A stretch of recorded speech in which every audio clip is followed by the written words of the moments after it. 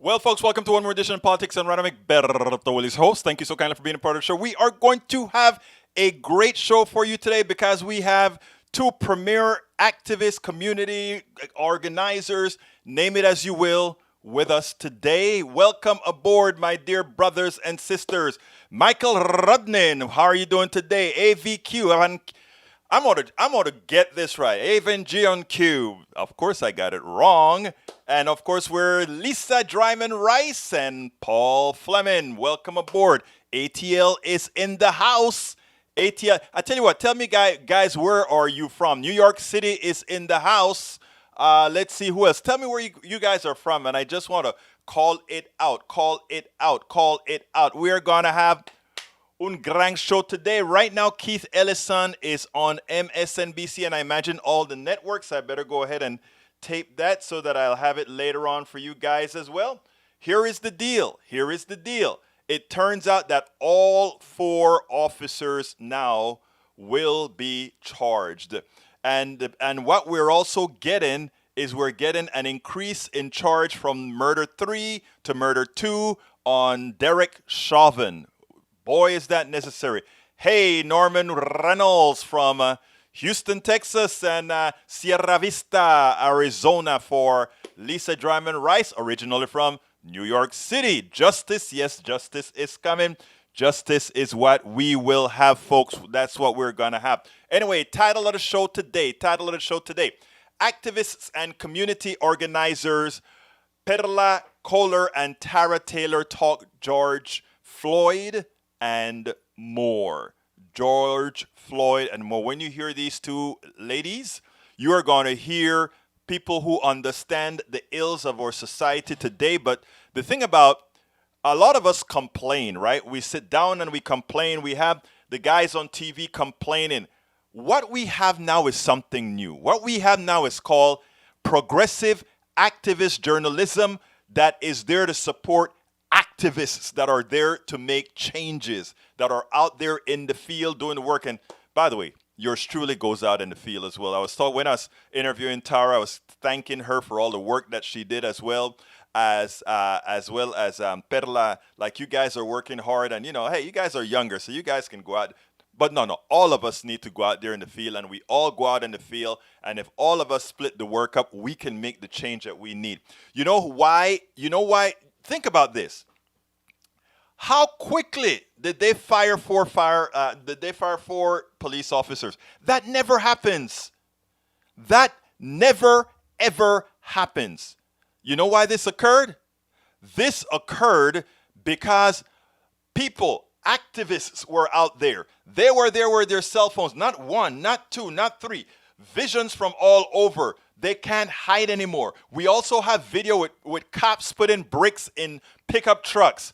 Why are they putting bricks in pickup trucks? I don't know. But you know what? We know that activists aren't out there trying to do all kinds of crazy things. Yes, there is QAnon, and we have a few other right-wing white supremacist groups that are out there. And then, of course, there is what is the one that they like to put all the blame on, right? The anti-fascist group, Antifa. Well, Antifa goes and does quite a few things themselves as well. But here's the deal. We know if you're out there torching a lot of businesses owned by ethnic folk, people of color, etc., I wonder where is that coming from? Who is likely to be the ones setting those fires? Who is likely to be the ones throwing bricks in their homes? Again, remember what I just told you. I saw a video this morning, and I'm sorry I didn't link to it so that I could show you guys right here. Video with cops going into an alley in Minneapolis, putting bricks in a pickup truck. And the clowns had uniforms on as they were doing that. They had uniforms on as they were doing that. Think about that, folks. Think about that. Maybe my brother Michael Rudnin will find that video that started to go around and give me a link so that I can show you guys. But it is so important that we get there. Anyhow, let's continue with the show. The title of the show: Activists and community organizers Perla Kohler and Tarah Taylor talk George Floyd. Activist community organs Perla Taylor and Tara Taylor spoke about the state of justice in America. They both believe that solidarity is necessary to solve our systemic racial and economic issues. Tara Taylor and Perla Kohler did not disappoint. They both show that our young leaders are taking the bull that is the current structure of the United States social justice system, the criminal justice system, the economic justice system, and the racial justice system by the horns. With young women like these in charge, our future is all but secured, folks. They're going to get it done. And for all those that are pushing back, the old guard, as you try to keep that old recessive carnality in the back of your head that have you be hateful, that have you thinking that we must maintain the current patriarchy, that we must maintain the current white supremacy, that we must maintain the social order, that we must maintain a capitalism that hurts, a capitalism that destroys, a capitalism that eats everyone but the few, a capitalism that turns everyone into indentured servants eventually. You know why we are going to win? Let me tell you why we're going to win. We are going to win it all because even those who have succumbed to the hate, those who have succumbed to the cues coming from the plutocracy in a facade that still have them convinced that things are going to be, those other people are taking it from you. They're taking away your birthright. Even they are realizing. They eventually will realize, because it's an unsustainable system, that the system is coming to eat them as well. As it has done eating everybody else, all that's left is you. And you don't look like me. You don't look like Perla. You don't look like Tarah. Right? They're coming for you. Yes, Daniel Lado. The system is coming for you. They're currently trying to make you and Mike Cisak and Lee Grant believe that somehow the reason you may not be doing as well as you should is because of those people coming from over the border. It's because of those people that are taking advantage of you. Visit Appalachia, my daughter just did. And she said, Dad, I didn't realize it. I didn't realize. But you don't hear about it because it doesn't fit the mold, and your corporate-owned media won't show you that. They won't show you that because you are going to realize what your future holds under the current economic system. But without further ado, I tell you what, with all this that's going on with George Floyd, it is important that I play something that I saw last night. And the reason this is so important is because it shows the differentiation between the old guard and millennials. It shows the differentiation of acquiescing to the status quo as opposed to saying, we are moving forward. We are not going to tolerate what the patriarchy has given us. We are not going to tolerate what the capitalist structure has given us to take it all from us. We are not. And I love this young lady. This young lady just said it right. We have Michael Steele, the elitist status quo former Republican chairman, who actually starting to sound pretty damn progressive. As old-time progressives, that is. But this lady, this young woman, is our future. And these women that we're going to be talking to today as well is our future. Why? Because they get it. They don't sit down and acquiesce. They don't sit down and say, okay, that's how the system works. They don't say that is how things are supposed to be. They say this is how we are going to make it work for us all. And you know what? We take 2 steps forward. We may take a step backward as we did hiring an incompetent little boy, not little boy, that's giving him too much credit, an incompetent toddler to run the country, who used the military as those little toy soldiers he played with, but not realizing the true effect of what he did, not realizing that putting a whole bunch of military folks on the Lincoln Monument, that somehow the picture that sends to China, the picture that sends to every crackpot dictator around is that, my God, if the United States is doing it, hey, we must be doing something right. You see, we have a toddler who doesn't think through different levels of indirection. We have a toddler who doesn't understand how things look. But anyhow, let's go ahead and play this young woman and what she had to say, and then we'll move on from there, brothers and sisters. Here we go. Michael Steele v. Brittany Packnett Cunningham. Old versus new. I tell you what, after listening to what she has to say, I tell you, we may be at the brink. But check this out, and then we'll take it on the other side. Donald Trump has done one thing I think is important to note, and that is he's made us appreciate normal. He's made us appreciate what we're now missing.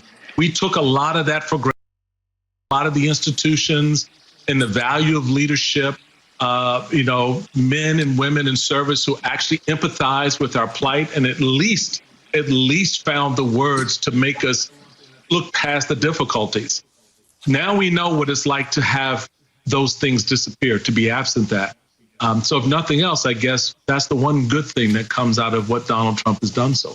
And all due respect to Mr. Steele, I don't miss normal. Normal was Michael Brown being killed, Sandra Bland being killed, Tamir Rice being killed, a 12-year-old in Ohio playing with the toy. And that happened under a Democratic administration. The truth of the matter is, no matter who's in office, America was built on the backs of Black people, but has never actually protected those same Black people. So I don't miss normal. And I think if you ask most of the folks in the streets right now, they don't miss normal either. The status quo worked for some and not for everyone. And the truth is, justice is not just a moral choice, it is the only lasting choice. To your second question, Brian, we saw an uprising in 2014 in Ferguson and in Baltimore. We've seen uprisings long before that. And chances are, unless we see legitimate and transformative changes to actually create justice in people's everyday lives urgently, we will see rebellions and uprisings again. So the question is not, will we return to normal? The question is whether or not we will take the opportunity we have in front of us to make bold and decisive action to ensure that people of all stripes, and Black people in particular, can experience equity in their everyday lives. Now, Michael Steele did the normal thing. In other words, yeah, I think just maybe this may be it. I mean, Donald Trump is returning us is making us see that normal may just be enough. These are the same kind of mentalities that put two older guys to be running for president. You look at what we have to run for president now, and you see recessiveness, but that's what we've got. So that's what we have. But what Brittany Packnett Cunningham had to say is the future. And if we listen to what she said, we've seen riots before. We've seen in Ferguson. We've seen in Baltimore revolt. Everybody thought, well, just maybe this will make a change, and it hadn't. Well, we have a millennial who sees it for what it's worth. Maybe for a change, we will actually make the change. Brittany Packnett Cunningham really laid into, respectfully, Michael Steele, but she's absolutely correct. She's absolutely correct.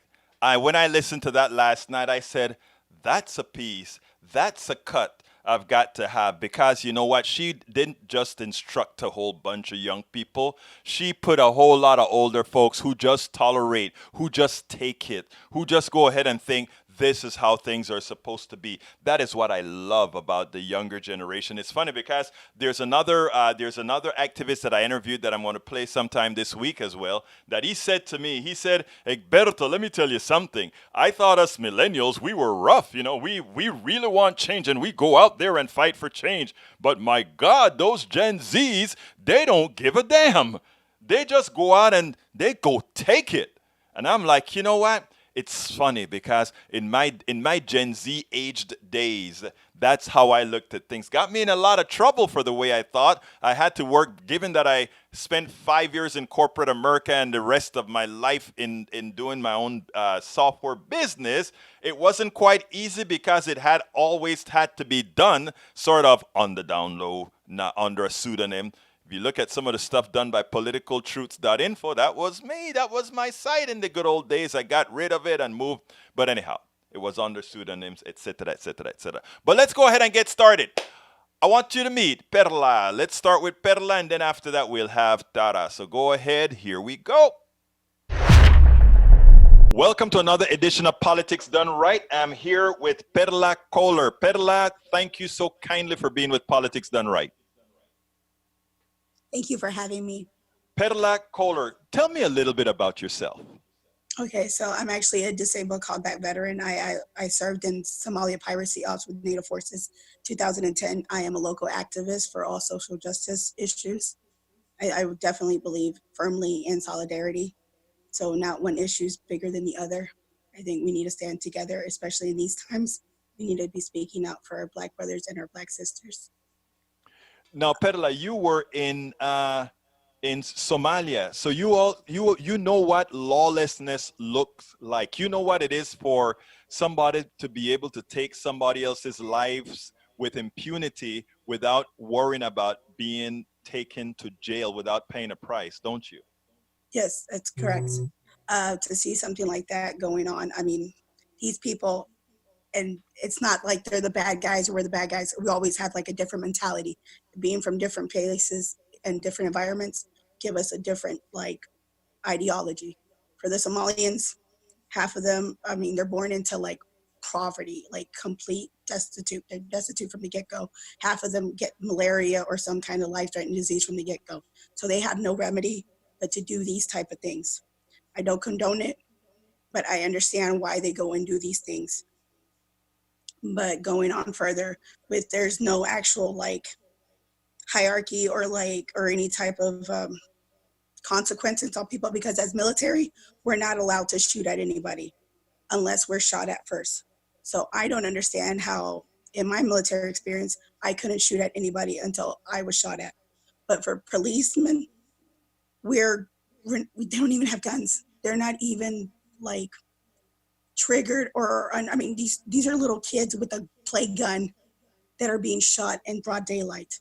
These are people with a cell phone. These are people that are just sleeping. These are Black people just living normal lives for no type of threat other than being Black. I didn't know being Black was a crime. And that's what it seems to feel like right now in America. Absolutely. So now, Perla, one of the reasons I wanted to talk to you is I'm trying to get a feel of what was occurring in Houston, which I think is representative of many other cities, for the George Floyd rally, which I think you attended, right? Yes, sir, correct. Tell me a little bit about your experience there. So the first one that we had, we were marching down to City Hall with the Black Lives Matter sponsored event. It was nice for the most part. We went up there, everyone was, I mean, it was a peaceful protest. The only thing that I really kind of saw was condescending cops. And I hate to say it, but it was most likely the Hispanic cops that were kind of like provoking the crowds, which I it feels horrible because I'm Mexican. I was born in Mexico, and see my people kind of be dismissive to something that is so like pertinent that's going in our communities that we have to speak out with. It's our God-given patriotic right to go and protest. You just confused me a bit. The people that are aggrieved by cops in general are Black and brown, Latinos and Black folks specifically in Houston that are taken advantage of. You're telling me that what you saw from the Latino cops was a sort of condescension. Explain that a bit. Yeah, so we were marching. I was walking with my fellow veteran, Navy veteran, Sean, and we had Black cops Hispanic cops just like waving at us, just kind of like, oh, okay, we're still here. You're not going to do anything. Try us. Like very condescending. Like they wanted a reason. They were trying to provoke us. So they And I wanted you all to do something to bash you you in. could tell, even like their riot gear was on. And after everything was said and done, when we walked back to Discovery Green, nothing happened. I mean, when we walked to City Hall, obviously there was like an encounter with somebody there. We did see 3 snipers on the top of the building to the side of us, to the right of City Hall. Uh-huh. Kind of, you know what I mean? This is the peaceful protest. What are you guys doing? Also, when we got back to Discovery Green, we kind of started walking alongside off the planned route that they had already. I almost got ran over with a fellow veteran because the cops started like running lights. They didn't put the sirens, but they put the lights on. Had my friend not grabbed me, I would have been run over in front of the George R. Brown. So you're saying that the cops, in effect, were trying to provoke some sort of activity. At the same time, we had Acevedo, our police chief, come out there and try to play like he was a part of the system. Are you saying that that was just an act?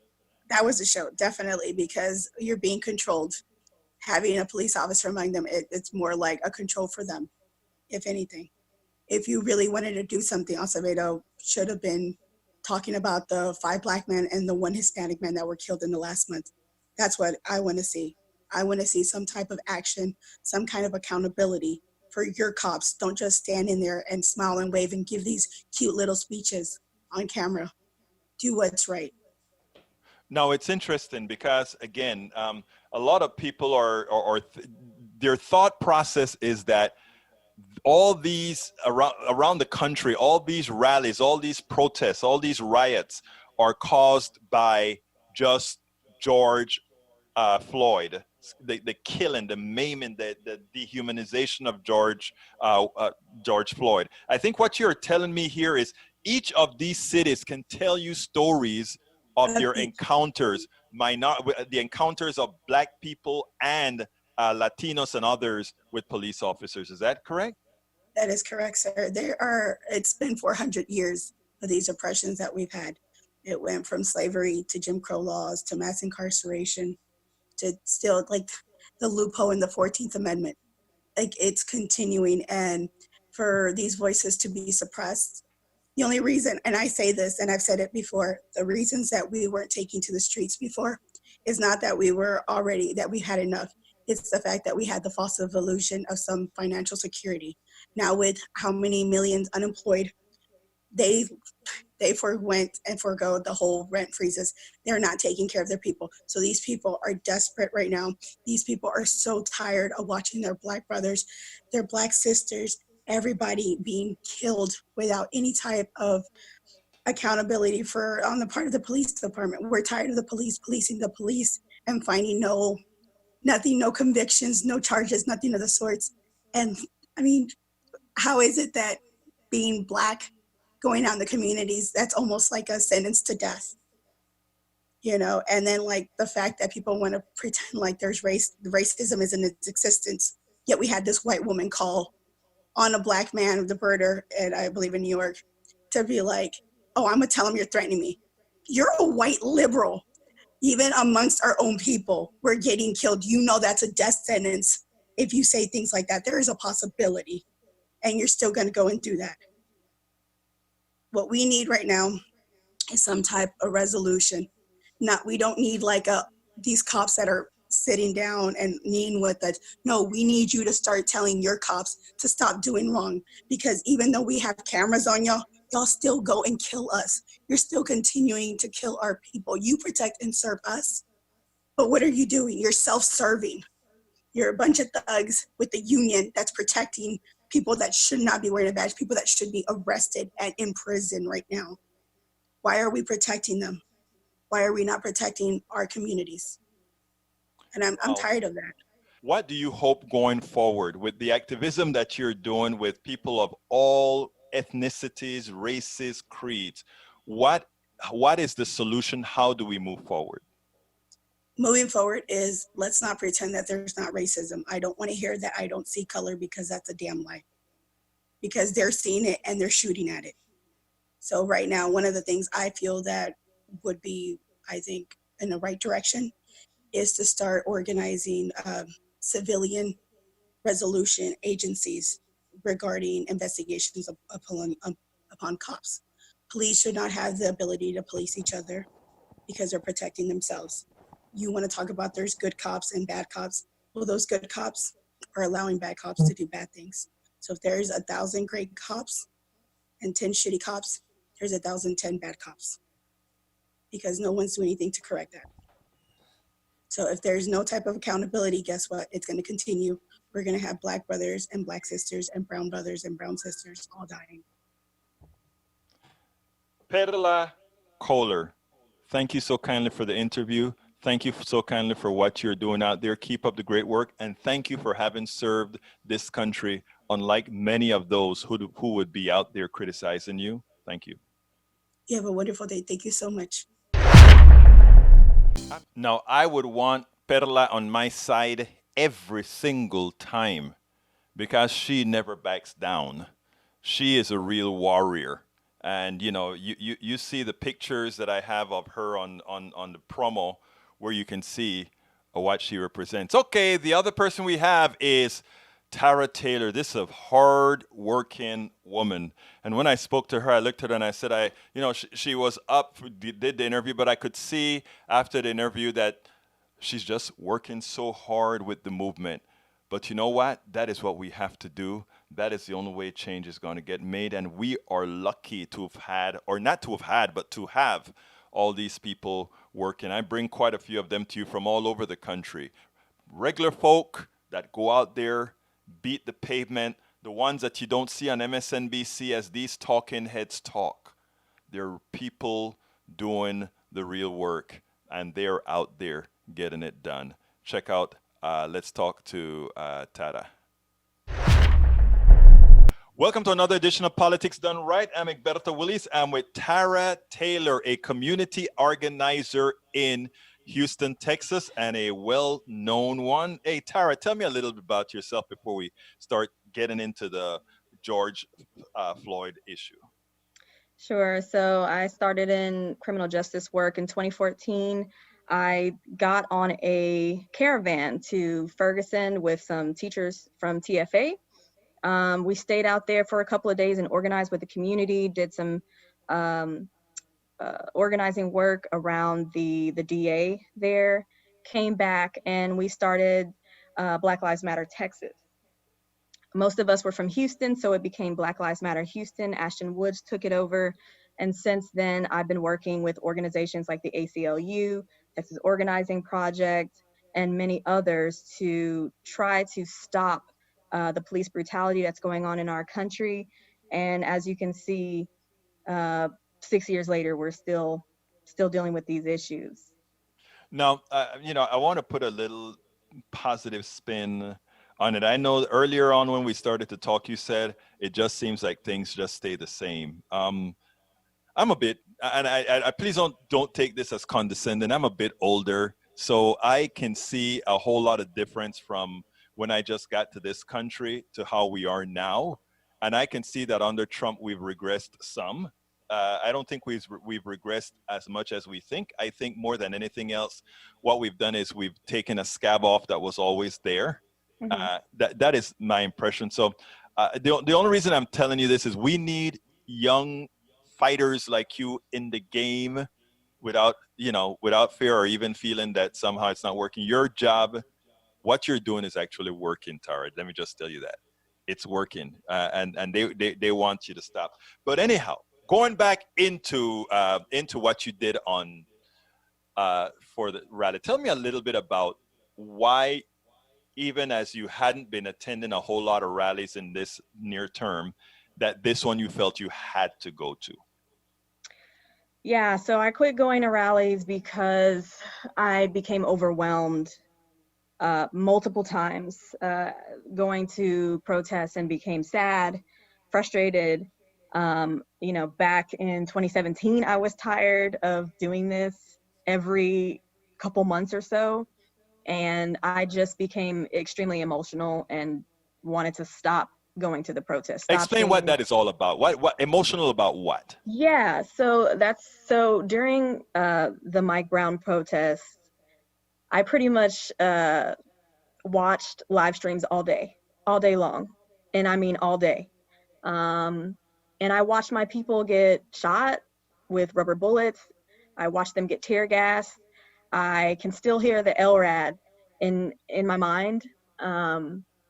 It's traumatizing to not only watch your people be brutalized, but killed over and over and over and over and over and over again. And this was one of those instances where George was murdered. And it's very cut and dry. And it was so egregious. And I became so angry. The first day I was trying to make sure if it was true. The second day I was appalled. The third day I was sad. And the fourth day I was angry. And I made a split-second decision to go to the protests. I was like, I'm going. I knew it was going to be dangerous, and I was okay with that because I was mad and I wanted to tear up some stuff too. I wanted to yell at some cops too. I wanted to scream. I wanted to march until I got tired. So that's what inspired me to go. Now, I want to dispel something here, Tara, because only someone like you can actually put some meat to this to this false narrative, to this false equivalence. A lot of people say, well, hell, in the Black community, people are shooting up each other. Let me tell you How something. do you answer that? And I need you to answer that, because I am personally, you said you're tired. I find it amazing that I have to answer that. So please do it. I find it amazing too. And the difference between Black people shooting each other and cops shooting us is the consequence. When Ray Ray and Pookie get into a shootout, somebody's going to jail. But when Chad decides that he wants to kill us in the street on camera in full view, broad daylight, he gets a mandatory 24 hours before he is taken to jail or questioned. And that's if they do it right away. This officer went 3 or 4 days before he was arrested. The officers that shot Breonna have still not been arrested. We do not get the same types of justice. And that's why we're out here. When we kill each other, justice, in a sense, for the victim is served in most cases. In most cases for Black people or people of color in general, when they are brutalized by police officer, there is no justice. We may get an arrest, but we won't get a conviction. We may get a conviction, but the sentence is not fair. So there are many stages in which this is not helpful to our community. Do people need to go to jail when they shoot people? Absolutely. We just want it to apply fairly to everyone, especially those who are held in high esteem in our society, like police officers. Now, Tara, that is something everybody can see. I want to add a little something else to that I try to explain to a whole lot of our listeners. And that is, do also remember that killing, it's not a huge thing, no matter how you see it on TV on Channel 13. You know, people would want you to believe that you're going to certain areas, it's a killing field. First of all, that isn't true. Mm-hmm. Number two is that the same within the margin of error, Black people who kill Black people is white people who kill white people. Right. People who live in a vicinity kill each other. That is what happens. So it's not and what shows up on TV is Black killings. White killings don't make it as often on TV. And when we break it down into a socio-economic domain, we find that if you compared Appalachia with certain parts of our ghettos, we find that the criminality, or what we decide to call criminality, are similar. So all these statements, you know, between what you said and what I'm just saying, it gets very difficult having to explain that over and over again, the false narratives that they put out there.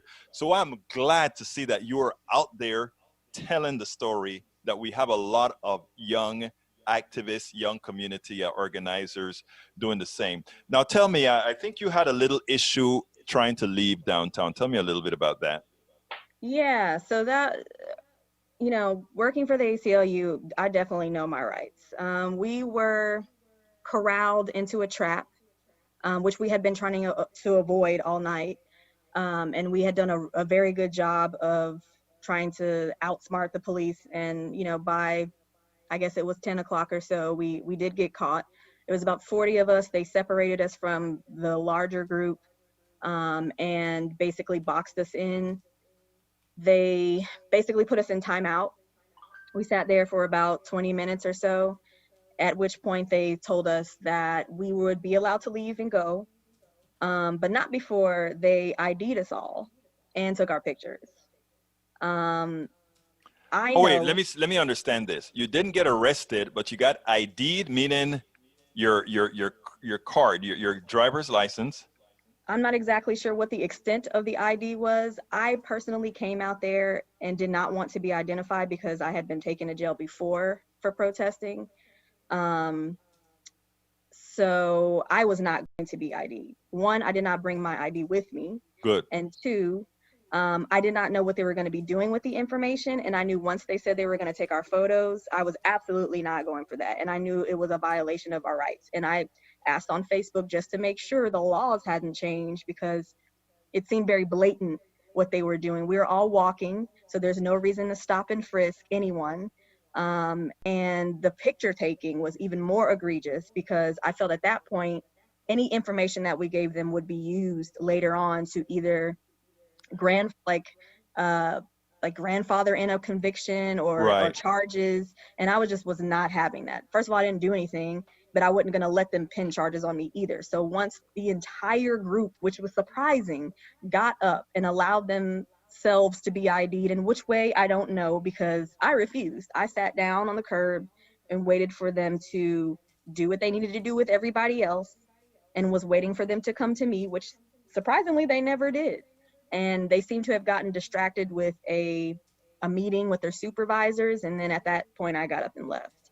You just walked off. Yeah, I sat there the whole time with a shield covering my face. Okay, great. So I could not be identified, and they didn't bother me at all, which is surprising to me. Did you make them know up front that you knew your rights? So I did not. I didn't say a word because I didn't want to provoke them to try to ID me or give them a reason to lawfully ID me.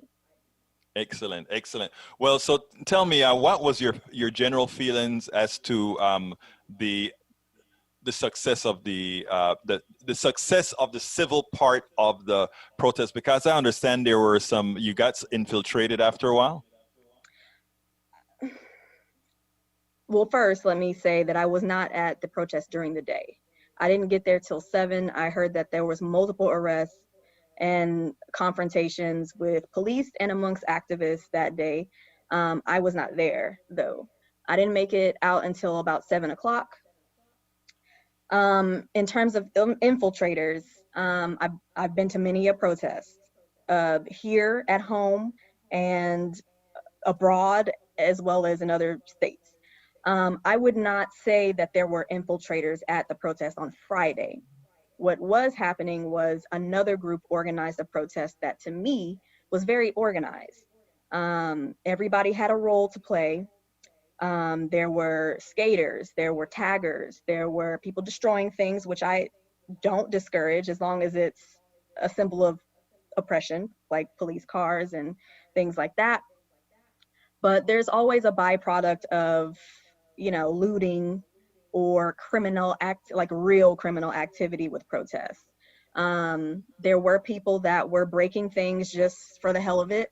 And when I say breaking things, I mean storefronts, glass. Of course, the taggers are doing their job by tagging anything they can find, whether it be a window or a wall on a business, whatever needs to be done. But, at one point we began to, and we as in the group, not any particular person, began to break the windows of a deli just for no reason. And I think they actually got in and took some things.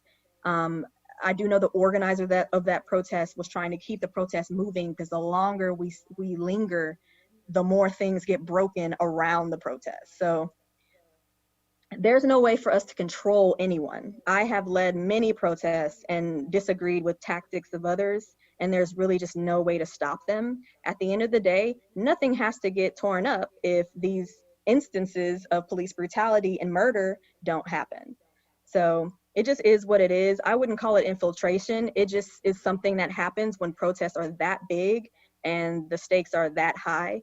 You know, people are opportunists, and you just have to keep moving. I mean, I'm not worried about somebody's store. I'm worried about our lives at this point. So at the end of the day, if these stores want to, you know, keep their businesses intact, they need to start talking to the cities about good policing.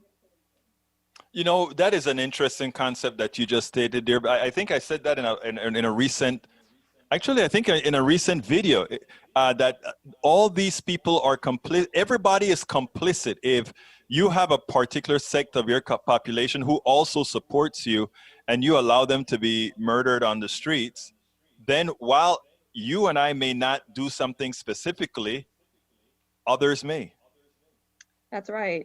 I mean, in organizing, we talk about secondary targets a lot. You know, we have the primary target, which could be, for example, the mayor. If the mayor won't do what we want, then we go after the council members, or we go after his donors, or we go after his voters. And this works similarly.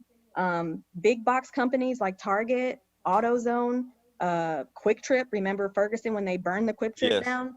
Those companies need to say, we're not going to rebuild in your city anymore if you guys can't get your police department together, because that's what's starting and sparking these looting activities, is the protests that are stemming from police brutality. And we really need their solidarity with that. I'm sure they don't want their stores broken into. We really don't either. But at the end of the day, that's not our problem. I mean, it just is what it is. So if they Survival want to is the stop it, they problem. need to step up too. Or survival is the issue. Well, look, Tarah, what's next in your near-term future? Are you? So what's next right now? Houston has a protest on Tuesday at 3 o'clock at Discovery Green with the Floyd family. I look forward to that. I look forward for a peaceful rally. I am never going to tell people not to, you know, do what they need to do to get their voices heard. I just want us to do it at the appropriate time. People are bringing their children, let them get those kids out of there, and then we can do what needs to be done. On the policy and organizing front, there are two things that we really need to do. And one is to defund the police departments. That's a long game strategy. We need to move funds away from them, stop them from being given military equipment. We need to take funds away and put that into things that really help our community and really get to the core of why we are sending police officers, whether it's mental health issues or social issues. We need to send social workers and EMTs to some of these calls, and we need to put money into that instead of sending police officers. And the second thing, and the hardest thing, and I think really the core of all of this, is to stop the police unions. I am a union girl, I'm a union member, and I'm a union leader. I lead a union. And let me tell you, the police unions are the problem. They're the ones that set these measures to where you can't talk to police officers within 24 hours of them killing somebody. They are the ones who are representing the police officers and paying for their lawyers in court. They are the ones who are allowing police officers that have multiple infractions, like the officer that killed George Floyd, to continue to serve on the force, or if they get fired, to go to the nearest police department. That needs to stop.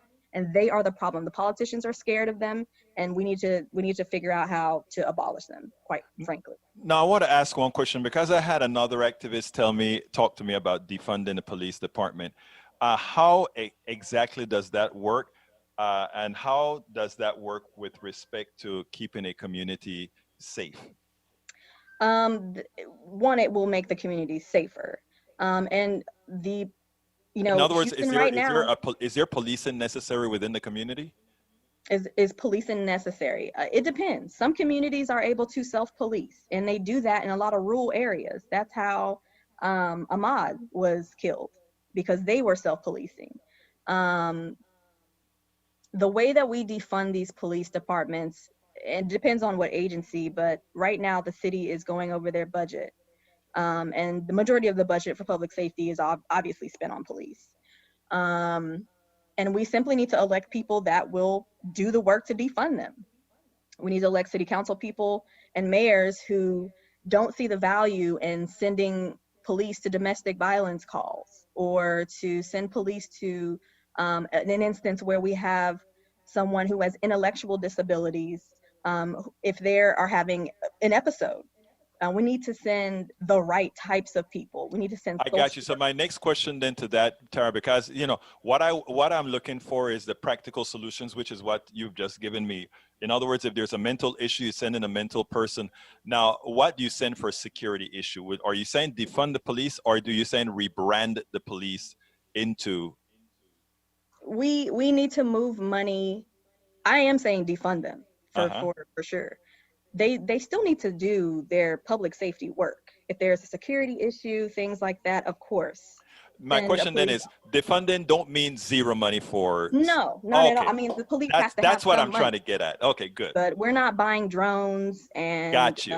semi-automatic weapons and crazy Got you. things like that. And that goes for the sheriff's office as well and constable's office. Okay. Every level. That is what I wanted to clear up, because what happened a lot of times is when you use the particular words are then used in a narrative to work against you. And that's what I wanted to clear up in what I'm saying. So Right. I got that.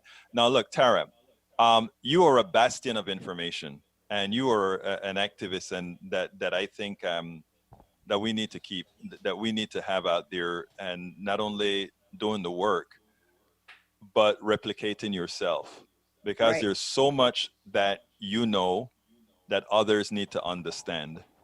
So thank you for what you're doing. Thank you for coming on to Politics Done Right. And rest assured, you have backing from your community. I thank you to all the people of color, and people of color means people of color. That means black, brown, yellow, red, whatever you are. Like, we're all in the struggle right now. I know the focus is on Black lives right now, but all of our lives are in danger, and we have to stick together. All we got is ourselves. So just keep fighting, stay safe, and stay healthy. Tara Taylor, community activist, Houston, Texas. Thank you. Thank you. Okay, I hope you enjoyed that. Let me go ahead and welcome a few more other people. Lee Grant, Edub, or Idub, Anna M. Montes, welcome aboard. Let's see, Shara Elise, let's see who else that I don't think I've acknowledged. Shara Elise, I think I just did, and Montes. Rick Brand, welcome aboard. Para ver. Frank W. Slade, welcome aboard. ¿Quién más? Let's see. If I missed you, just send another message and I'll get to you. Okay, let me run through these messages from Facebook, Twitter. No, it's, I think, Facebook, Periscope, and YouTube here. Facebook, Periscope, YouTube. Okay, let's see which ones I need to answer. Let's see. Activist journal.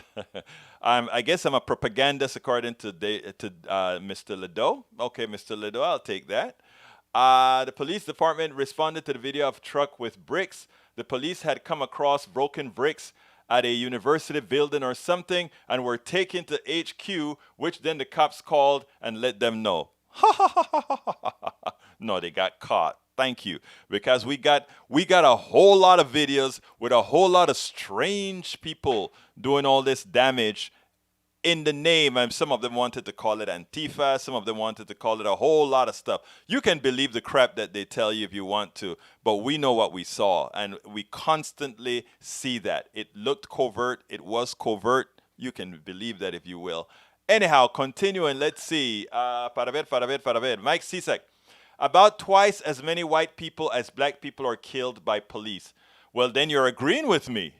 If you say twice as many white people are killed as black people, you just agreed with me. Numbers, brother, numbers. Math matters. Math matters. We represent 13%, meaning blacks represent 13% of the population. So if that's the case, there is a problem. Thank you. Okay, let's see. Ledo says you have a problem with social order. What are you, an anarchist? We love social order. You know the word social? Social? Capitalism doesn't like social order. Capitalism likes one order. We on top, you below. No social order. Thank you. Thank you for making my point, Mr. Ledo. You always do it. You know, Ledo, you are a progressive and you are a socialist. in all the things that you say, you don't realize where it's coming from. You see, capitalism puts on a socialist facade to exist. And most of you don't realize that a lot of the stuff you're pushing, that's what you're doing. It is the same thing that I spoke about Reagan. When Ronald Reagan went into power in 1980, Ronald Reagan said, I am going to, we're going to strangle the budget. We're going to strangle government. So what he did is he started building the military up like crazy. He started giving tax cuts like crazy. And then somehow he wanted you to believe that he was being this great person that believed in this new way. No, he was a Keynesian model. It was a Keynesian model. He was blowing up the money supply, increasing the money supply by creating debt. It's amazing to me how most people don't understand economics and how the right uses the same techniques but only in a manner that helps a few. Let me give an example. Donald Trump went ahead and he passed a tax cut scam. Okay? Now here is how he passed the tax cut scam.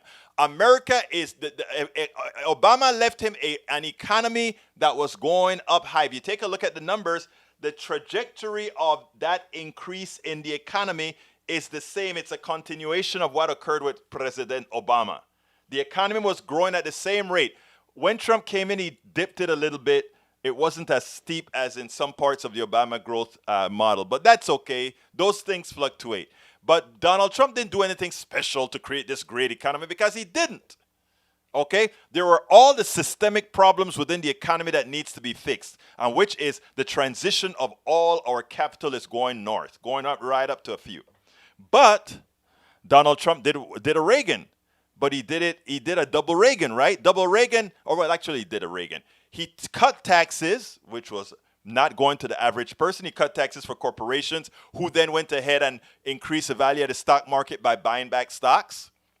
He then goes ahead and he starts rebuilding the military with a whole lot of stuff we don't need, right? How many atomic bombs do you need? How many more ships do you need? You don't need them. But he builds them. So he supercharges the economy with spending. Just not spending for you and me. Just not spending to educate Americans. Just not spending to give Americans health care. Just not spending to go ahead and give Americans family leave. Just not spending to give people the things that make a social order. Hey, remember what I'm talking about, Daniel Lado? To give you a good social order to make us happy, like how they're happy in Denmark, right? So he doesn't do any of that. I mean, he still spends the money. He uses Keynesian model. He spends the money. He spends a lot of money. And the economy goes up a little bit like it always has if you spend money. The thing about if you follow monetary theory, you realize if you throw money to a whole bunch of people who have a lot of money already, most of what they're going to do is keep it. You know, they may invest it. If you're investing in something, you're expecting a return. But if all the money is going to the top and more money is not going to the people who would spend the money for the things that you would need to invest in, there's nothing for America. But you see, these are no longer American companies. These are now multinational companies. And whereas America has grown out, they don't care about growing America anymore. But there are a lot of countries in the world where there's growth potential. We can send a lot of water companies to Nigeria. We can send, because, our oil companies done pollute the entire water system. So, hey, bottled water solution, and you go to Nigeria and you expand. Nestle expands in Nigeria, and all these other American companies expands everywhere else, and they can get more delta profits, right? The delta, America, there's not a lot of delta anymore, right? They don't want to pay people the kind of salaries for America when people in overseas would work on pennies on the dollar. Same thing happened in Europe, right? But just not as bad. Europe have a very good social safety net. So you sit back and you believe somehow that these plutocrats are doing something special for you. No, they're spending the same kind of money. They're blowing the budget just like everybody else. But they're not investing into capital for you. In other words, if you overspend but you're building a road, the money turned into a road. plus labor. If you go ahead and you educate somebody, the money turned into expanded education, which can create more. If you expand into family leave, the family leave turns into this guy being able to now get a job that pays taxes, and it goes back into a loop. These are logical things that they want to stupefy you into not understanding, so that the very few can continue to capitalize on money. And you may say, but wait a minute, wouldn't they really do better if more people did fine? Yes, they would. But you have to understand this. Capitalism is an exploitative process. Because what happens if, as you educate more people, educated people start to ask the special question, why am I doing the work and you're getting the spoils known as a capitalist injection that thing called a dividend? Why can you just by owning a whole lot of capital forever own me? It is slavery. And when you are educated, you eventually find out that capitalism is nothing more than antiseptic slavery. And when you understand that capitalism is antiseptic slavery, you start to say, I am going to make the profit off of my work. I am going to make the profit off of my intellect. If you want to loan me money, I will then give you a fixed return on your money, and then I'm done with you.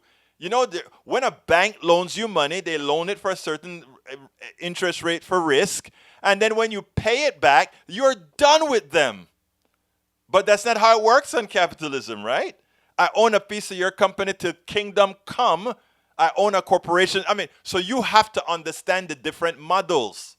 And once you understand that, we are not, America has never given up on slavery. We just found a way to make it more palatable. That's all. Remember that. We have never, ever, ever given up on slavery.